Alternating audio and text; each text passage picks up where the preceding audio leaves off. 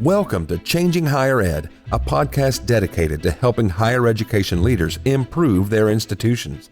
With your host, Dr. Drumm McNaughton, CEO of The Change Leader, a consultancy that helps higher ed leaders holistically transform their institutions.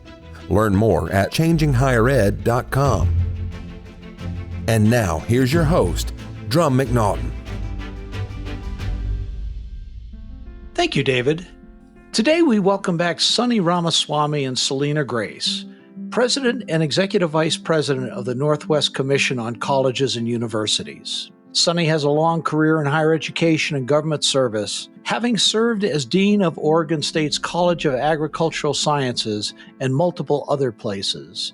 And prior to his joining the Northwest Commission, he served in the Obama administration, where he directed the National Institute of Food and Agriculture that funded research and education in food, agriculture, and natural resources.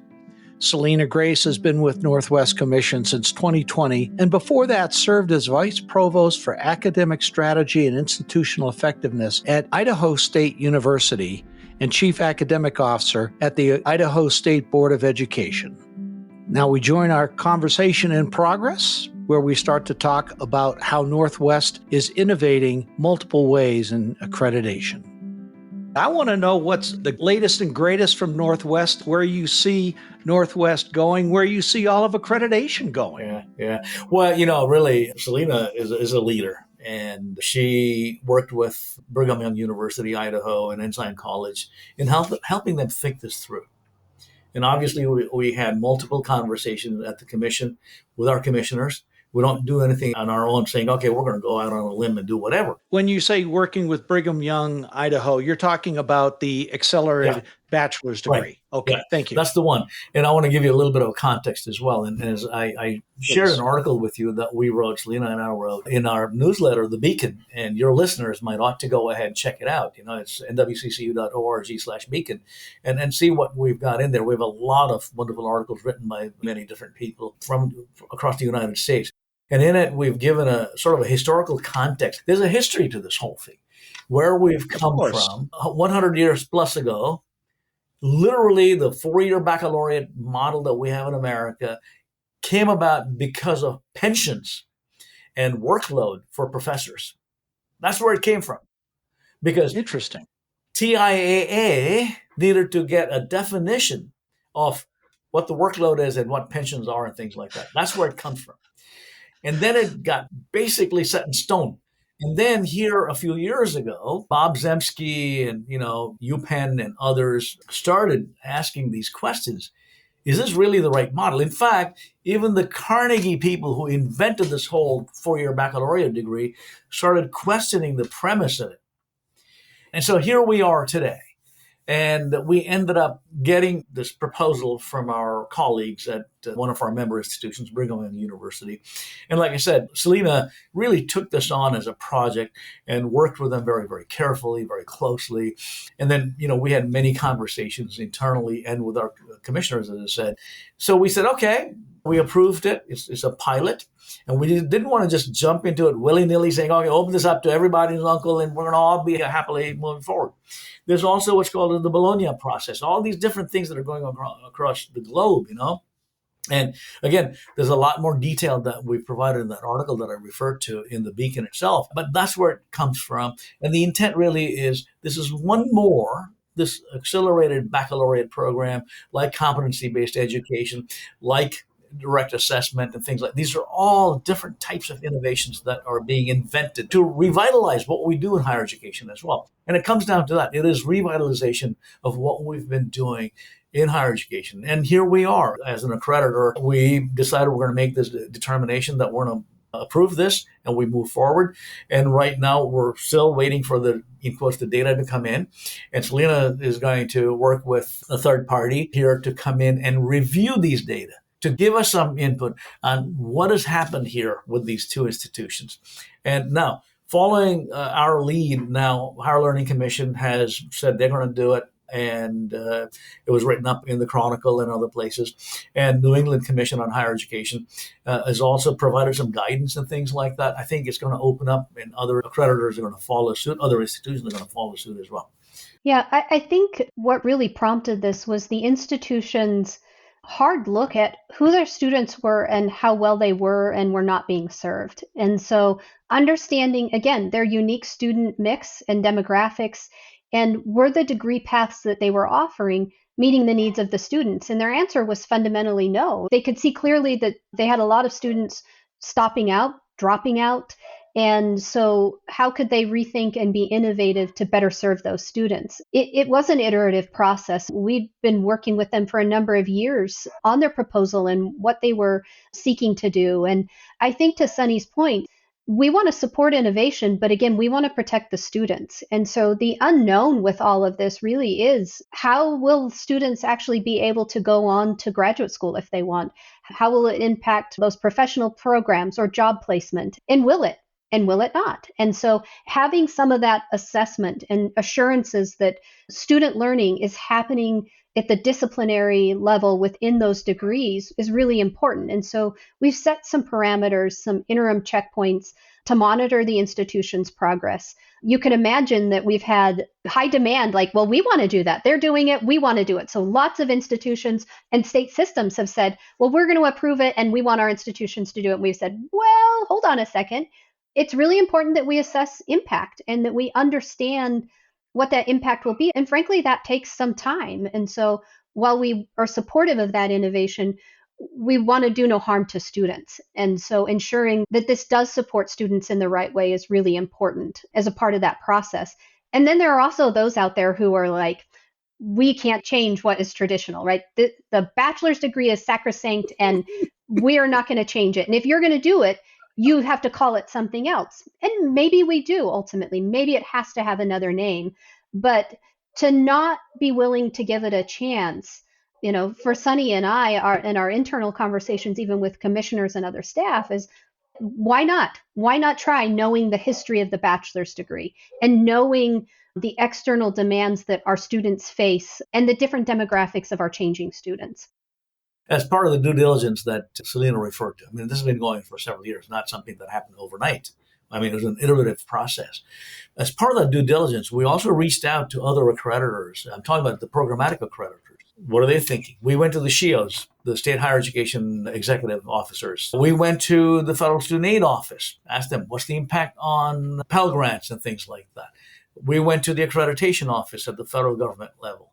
And we went to multiple different entities and had these iterative conversations. And it turns out there is no impediment to this other than what we've got stuck in our heads about this being sacrosanct. It's 4 years and nothing else is going to work. We also reached out to some employers, by the way. And what they talk about is, does the student have technical content? But most importantly, what they look for is, do they exhibit core competencies, critical thinking, problem solving, communication skills, and all that. And again, we're the first accreditor to incorporate that aspect, the core competencies, into our standards, by the way. It's inserted in there. And so we track that as well. And so that's the approach that we've ended up using and how we went forward with creating this. And the intent really is, in your 3-year, 90 credit hour accelerated baccalaureate degree program, are you ensuring that the students are getting the knowledge and the skills and the abilities to do what they want to do in their lives? Absolutely. AAC&U does the surveys every year, every couple of years, on what employers need. Critical thinking, the ability to communicate, data analysis, drawing conclusions, teamwork, all of these kind of things. And as I understand it, of course, I don't have the historical perspective that the two of you do. There, I'm going to throw in the caveat in case I'm wrong on this one. It was your gen ed classes where you were supposed to develop all of these type of things, and then you'd go into your disciplinary courses once they were there. If your disciplinary courses can pick up some of the slack that your GE courses have, it makes perfect sense to be able to cut down the number of credit hours necessary for a bachelor's degree. You got it. And that's how Selena, when she worked with BYU Idaho and Ensign College, was the idea is that, you can incorporate a lot of these concepts and ideas into your courses and things like that too. So what they did was to eliminate the electives part of it, but subsumed what was in the electives into their other credit hours that they require their students to do as well. So that there's a process to it. Again, this, Drumm, that technical knowledge shelf life is only anywhere from 2 to 5 years. I mean, with AI, artificial intelligence now, look at it. I mean, that technical knowledge had a shelf life of maybe 1 month, right? It's just changing very rapidly. Whereas these core competencies of critical thinking, problem solving, and all that, they're lifelong. And there's a body of literature on that too. So that's what she ended up doing.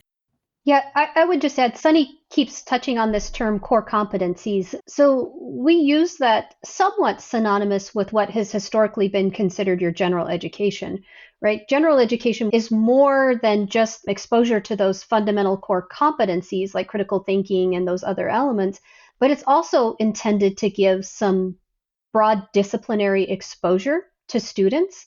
That if you don't mandate some English classes, some science classes, some social science classes, mathematics, will students really take and participate in those? And maybe there's an opportunity lost if they don't have that. So I think that Gen Ed framework serves two purposes. It's one, that piece of exposure to various disciplinary ways of knowing, ways of thinking, but also some of those core competencies. And what we've tried to do within our standards is recognize that we do have some institutions that are solely graduate institutions or solely health profession institutions, and that they too must have core competencies within their own framework. How do they integrate and assess those as part of that work? Those are key for us, that you have those core competencies, that you have the depth and breadth of content from a disciplinary perspective, and that you cover that from the spectrum of beginner knowledge to advanced knowledge. So that whole time through the degree.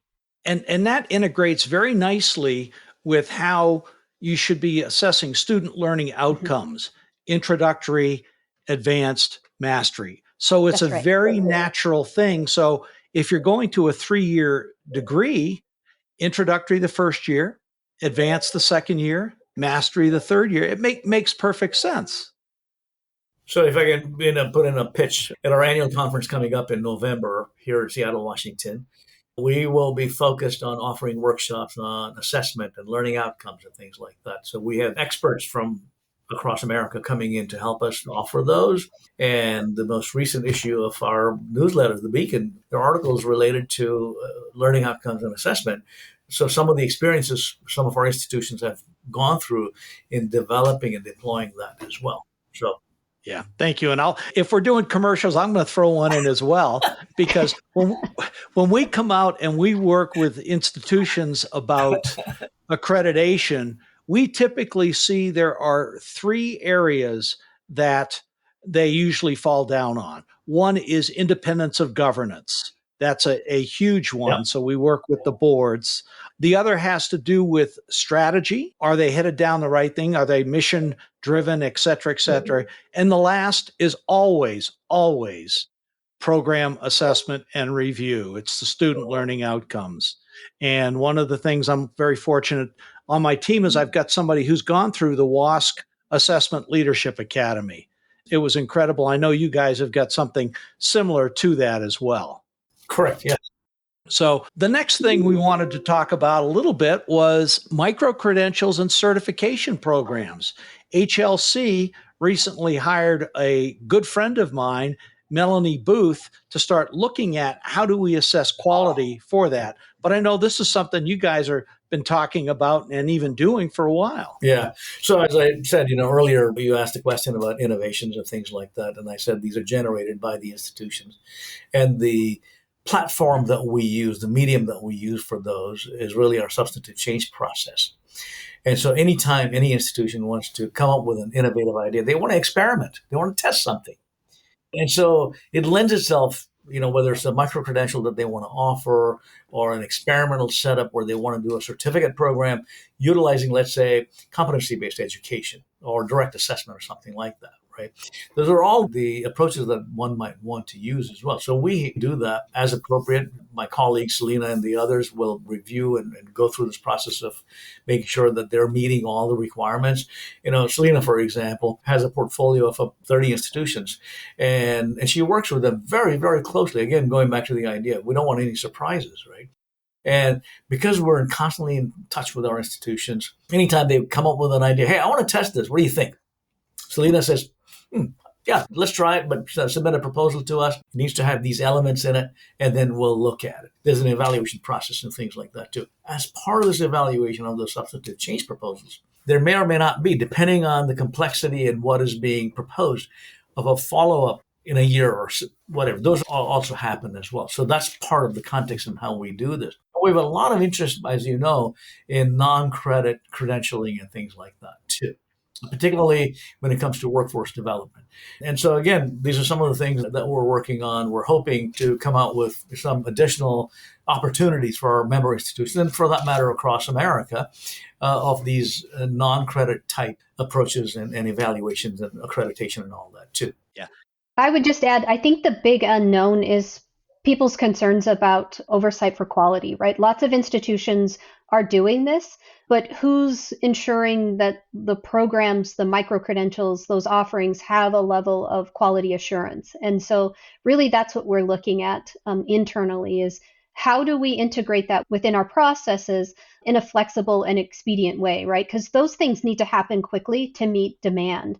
And so not in your traditional academic review time. And so those are conversations internally we're having. And so I would say with that, more to come, right? We know it's important and we're focused on it, and more to come.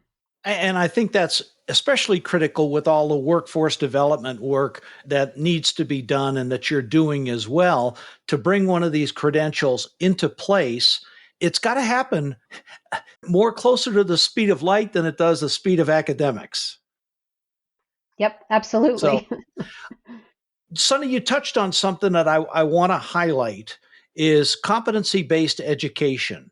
Now, the Northwest Commission accredits Western governors, which is what they're known for. What are some of the things that you look for in CBE and when somebody establishes those programs? Because that too is a way of cutting down on the length of time to degree, which cuts down on the cost of the degree, the debt levels, et cetera, et cetera. Yeah. So I'll share some thoughts with you, and then Selena certainly can add to it too. So, this question about Western governors and competency-based education, and now there are other institutions that are doing this as well. Competency-based education was not invented by Western governors. It was actually invented by medical schools and veterinary schools, because these schools way back when invented it, which is the idea is you got to develop these competencies before you go on to this next level. So let's say you want to become a surgeon. You may start by cutting open an earthworm and making your way up, to a human being or something like that. But dissecting a frog back in biology in 10th grade. Yeah, no, I got it. Right. So in any case, competency-based has been around for some time. And then Western governors comes along, and so also other institutions that started using that as an approach. And in our case, the critical part of it is, again, if somebody comes to Selena says, I want to create a brand new program in competency-based education on whatever subject, actuarial sciences or something like that. And so what we look for, what Selena would say is, okay, we want to know what are the learning outcomes and how are you going to assess these things? What are going to be the outputs? There's a whole series of things that we want to go through, right? It's not just saying, okay, I want to do this and bless me, I want to go forward. No, there's a process to it, and you got to have a lot of details in it as well. And really, it stems from that idea that we talked about previously. It's about learning outcomes. You want to make sure that the learning outcomes in a traditional course-based, credit-based endeavor compared with a competency-based education. And then you've also got the other avatar, which is the direct assessment. And so in all of these things, what we talk about is define your learning outcomes, define your assessment instruments, show us what you can do, and how do you compare with what may be the other model, the traditional, in quotes, if I can use that term, traditional model. So, Selena? Yeah, I would just add, the expectations is that institutions have a framework. They've got to develop the appropriate policies and procedures to support a new infrastructure such as that. But really, again, the heart of all that we're doing and what we're looking at is focused on student learning and student achievement. And so the institution needs to be assessing student learning from that programmatic perspective. And then student achievement, how are those students in this new model, this new framework, or an existing framework? How are they achieving? What do the achievement levels of your student look like? Where are the gaps and what do you need to do to support them? So those two pieces, regardless of what model they're using, are always critically important and integrated and required. It almost seems, and this is a naive way of looking at it, it almost seems like CBE is integrating the assessment directly into the actual teaching. Does that make sense? Yeah, it's certainly a component of it. Right? From a course level perspective, they've identified their outcomes and they're assessing that student's progress from a course perspective. But again, there has to ultimately be a programmatic assessment to capture those disciplinary learning outcomes and that assessment. And is it effective? They have to know if their model is effective. So going back to, you could have a nursing program that's competency-based education based, or an education program, or whatever, and all of those have very unique competencies that they need to develop and very unique learning outcomes as well to demonstrate that competency as well. So, yeah, there's a very significant level of assessment, review, and all that Selena and the others undertake in this process. Mm-hmm. Let's swap horses just a little bit and get into workforce development, because that is one of the critical things that are going on. The micro-credential certificate programs are all part of that, but more and more, and you said it earlier, the knowledge that we learn now may be good for 2 to 5 years, especially with the technology increasing. This workforce development, upskilling and reskilling is becoming far more critical than it ever was. Yeah. I tell you, we talked a little bit about enrollment declines. That's the traditional 18-year-old. And in part, that's being driven by, in America, we're having fewer children. All these demographic, lucky for us, we have all these immigrants coming in, people like me, foreign born, came to America, right? So we have that is in contrast to what's happening in some Eastern European countries, particularly, but even Western European countries and Japan, for example. They're a very rapidly aging population. So these enrollment declines are in part the rapidly aging populations having fewer children. Only in America, we're only having 1.8 children on average. And so that is not a replacement number, by the way. If we didn't have this immigration happening, we're toast. But globally, we're having fewer children. Even in countries like Africa and Asia, we're having fewer children. That's the context we've got. Then we've got about 40 million in America that need to be reskilled and upskilled and things like that. They have some college credit hours. If they do, they had to join the workforce, or maybe they joined the military, they're veterans. All of these things are there. And meeting them where they're at is a critically important part of it. You can't say, I got this edifice here, this building, come on over to my institution. I used to call it the click and brick approach. There's parts of it that you click and get your education, and then parts of it that, coming to a brick building, because you got to have these experiential learning opportunities as well. And there's some very interesting things that have evolved over time that have been done. And oh, by the way, I discovered a brand new term yesterday. It's called phygital. PHYGITAL, which is physical and digital. Digital. Okay. Got it. Which is instead of hybrid. Yeah, you're physically there, or you got a digital part of it as well, instead of hybrid and high flex and all these terminologies that we've got. I mean, it's jargon that we're trying to develop. Is that an AI term? No, some article that I read that some guy had utilized that. A professor, I think, is what he is. In any case, phygital. And where I'm going with this is really this workforce development. And what are the opportunities for our institutions that are seeing these declining enrollments? And this is really a phenomenal opportunity. Again, the idea is that you got to meet where the students are, not be saying that they're going to come to me. Also, by the way, the other challenge that we've got is students today, including the traditional 18-year-old, right? Being an entomologist, I use the honeybee metaphor. They want to go and take a class here, take another class there, maybe go hang out on a beach, maybe go and work on as a lumberjack or go to Alaska and do whatever and come back and take another class. The model that we've got today in America is that the degree, the diploma that is given to that student, that's what the bean counters, the registrar's office wants to know. Hey, how many credit hours did you take? How many dollars have you paid me? And if you've paid me at least some minimal number that is well north of 90 credit hours for a traditional 120 credit hour degree program, right? Because they want that money. Well, we got to rethink that whole thing. Students are coming in, they want a micro-credential. We charge them some tuition fee, et cetera, et cetera. They go on and they go someplace else, get something else. So we shouldn't be counting. So the state of Tennessee was the first one to do this outcomes-based budgeting program and all that too. Others are following suit. It's not the butts on seats program, but really outcomes-based, right? But the outcomes are based, unfortunately, on degrees granted, which is wrong. Again, it's maybe think of credentials granted. Selena and we talk about credentials. We don't talk about, when we say graduation, we don't know about graduation, baccalaureate's degree and all that. It's really how many got their credentials successfully.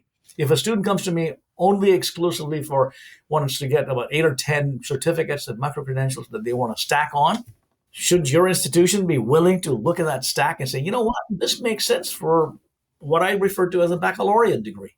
So we got to have a change in mindset as well. Selena? Yeah, I think that really is the heart of it, is one, the institutions knowing who the students are that they are, one, currently serving, and two, who they want to serve. Who do they need to serve to support their communities, their mission, and a willingness to approach things differently and be innovative in meeting those needs. I mean, we're certainly supportive of that. And frankly, I think that's part of our standards in that we ask them to assess the landscape.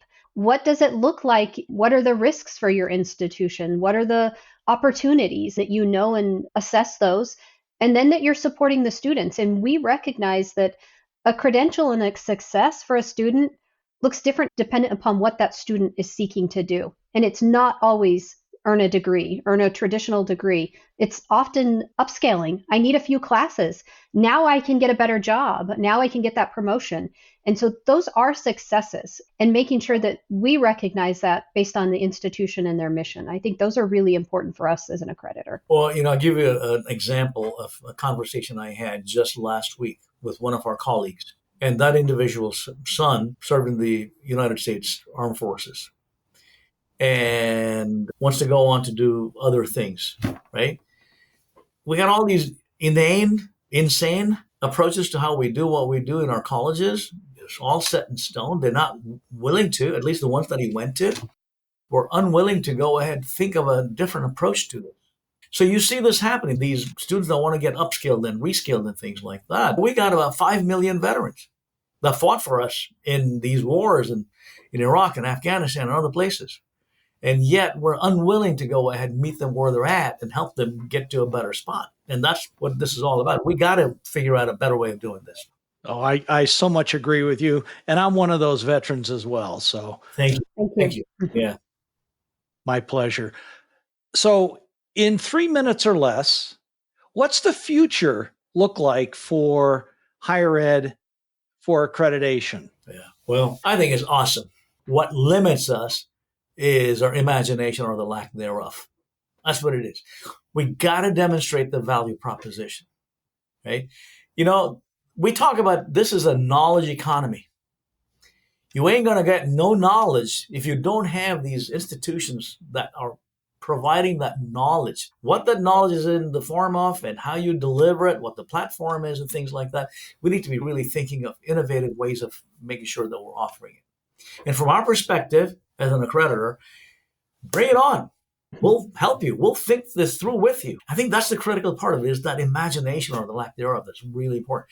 And I think it's awesome if we can come up with a rethinking of how we reimagine, re-engineer how we do what we do. Oh, so much.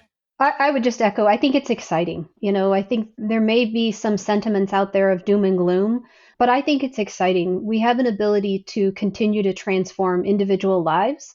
And education in this country is truly the great equalizer. It is the way for someone who comes from nothing to make something of their lives, to make their path, to create their journey, to transform their lives. And so it's our job to support institutions in meeting those local needs. And I think Sonny's right. It really is imagination and institutions' willingness and ability to be innovative and take risks. Thank you. That's great. Sonny, Selena, I have so much enjoyed our conversation today. Thank you for taking this time. This has been great.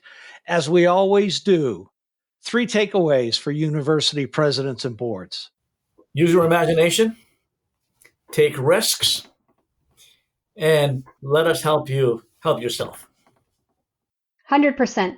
Yep, spot on. Very good. I wouldn't add anything to that one. So thank you. Thank you. What's next for y'all? I'm sorry, I've been spending a lot of time with clients down in the South lately, so I've adapted the word y'all. So what's next for Northwest? Well, really, what's next for the Northwest Commission is to continue to support our institutions, to innovate and serve the students. That's what's next for us, Again, going back to that BASF commercial, right? We don't make the things people use, but we make them better. And our role really is that continuous improvement is not only for our institutions, by the way. Selena and our colleagues and I, we are constantly thinking, how can we get a little bit better, a little bit better, a little bit better? And that's what we're focused on. So our standards and our eligibility requirements, we're going to go through a review and revision process because it's almost that time for us to do so. And so we want to get better at what we do. Selena? Yeah, absolutely. I think it's just continuing to improve and support that growth and innovation. That really is, we are just committed to the mission of our institutions and frankly, supporting student success in all of the member institutions that we accredit. So how do we get better at that? How do we better support them at the work they're doing? Very good. Sonny, Selena, thank you again so much for being on the show. I've thoroughly enjoyed our conversation. I look forward to the next time we get a chance to get together. Thank you. Likewise, Drumm. Appreciate it. Thanks for listening today, and a special thank you to my special guests, Sonny Ramaswamy and Selena Grace of the Northwest Commission on Colleges and Universities. Sonny and Selena, thank you for a great conversation. I look forward to the next time we get a chance to work together and have you on the podcast. Tune in next time when I welcome Caitlin Runijensky to the show. Caitlin is the Chief Scientific Officer for Science Interactive, and she'll be joining me to talk about how higher ed institutions can improve their enrollment, retention, and graduation rates in STEM programs through better processes and lab sessions. Thanks again for listening. See you next time. Changing Higher Ed is a production of The Change Leader, a consultancy committed to transforming higher ed institutions. Find more information about this topic, along with show notes on this episode at changinghighered.com. If you've enjoyed this podcast, please subscribe to the show, and we would also value your honest rating and review. Email any questions, comments, or recommendations for topics or guests to podcast@changinghighered.com. Changing Higher Ed is produced and hosted by Dr. Drumm McNaughton, post-production by David L. White.